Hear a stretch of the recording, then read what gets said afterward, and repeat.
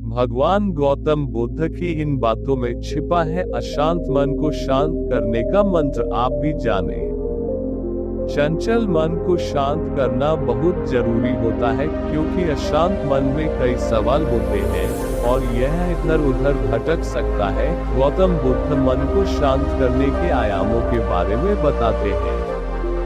हम सभी जानते हैं कि व्यक्ति का मन बहुत चंचल होता है। यही कारण है कि मन अशांत रहता है और कई तरह के सवालों का जन्म भी अशांत मन के कारण ही होता है। यदि आप जीवन में शांति चाहते हैं तो इसके लिए जरूरी है मन को शांत करना। लेकिन मन को शांत कैसे किया जाए? गौतम बुद्ध से जुड़ी इस कहानी के माध्यम से आप जान सकते हैं कि मन को शांत करने का क्या तरीका है। इसमें भगवान गौतम बुद्ध द्वारा मन को शांत करने के आयामों के बारे में बताया गया है। जानते हैं इस कहानी के बारे में, जिससे आपका जीवन बदल जाएगा। मन को शांत करने की कहानी। एक बार एक लड़का गौतम बुद्ध के पास जाकर कहता है, मेरे जीवन में बहुत अशांति है, कृपा करके आप मेरा मार्गदर्शन कीजिए जिससे कि मैं इस अशांति से छुटकारा पा सकूं। गौतम बुद्ध लड़के से जीवन की अशांति का कारण पूछते हैं। लड़का उत्तर देता है, अत्यधिक विचारों के कारण मेरे भीतर बहुत सारे विचार आते हैं, जिससे मेरा मन अशांत रहता है। बुद्ध मुस्कुराते हुए कहते हैं, ऊपर आकाश की ओर देखो और बताओ कि तुम्हें सूर्य दिख रहा है।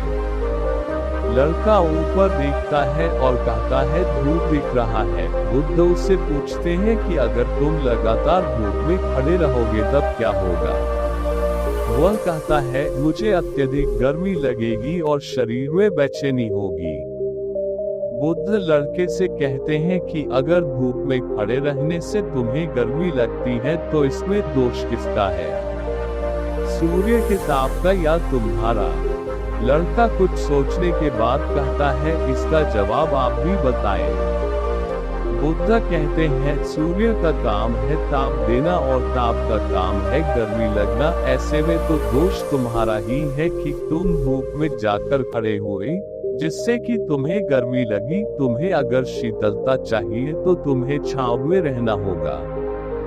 ठीक इसी तरह चंचल मन का भी स्वभाव होता है विचारों और भावनाओं को जागृत करना। विचार क्षण भर के लिए होते हैं, लेकिन विचार से पैदा हुई भावनाएं देर तक टिकी रहती है। लेकिन ये तुम्हें निर्णय लेना है कि तुम्हें विचार और भावनाओं के साथ चलना है या अलग दिशा बनानी है।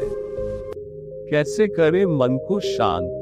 बुद्ध कहते हैं, मन को शांत करने के लिए तन के आयाम पर काम करना सबसे आसान तरीका है। शरीर के स्तर पर हमारी कर्मेंद्रियां और ज्ञानेंद्रियां है। कर्मेंद्रियां कर्म और ज्ञानेंद्रियां ज्ञान से जुड़ी होती है। इससे हम अपनी संवेदनशीलता को बढ़ा सकते हैं, यानी हम जो भी काम करें उसे आनंद के साथ करें। मन के आयाम से हटकर तन के आयाम पर जाने से ही तुम्हारा चित्त शांत होगा। ऐसा करने से तुम मन के आयाम से हटकर शरीर के आयाम पर आ जाओगे, ठीक उसी तरह जैसे तुम धूप से हटकर छांव में आ सकते थे। मन के आयाम से हटने पर तुम्हारी जागरूकता तन पर आ जाएगी। जब तुम तन के आयाम पर काम करोगे तब तुम्हारा चित्त शांत होगा। इसलिए हर काम को तन के आयाम पर करने से मन स्वतः शांत हो जाता है। अपने मन के विचार और भावना को नहीं बल्कि सुर को सुनो। लड़का बुद्ध से कहता है, अपने भीतर के सुर को कैसे सुने?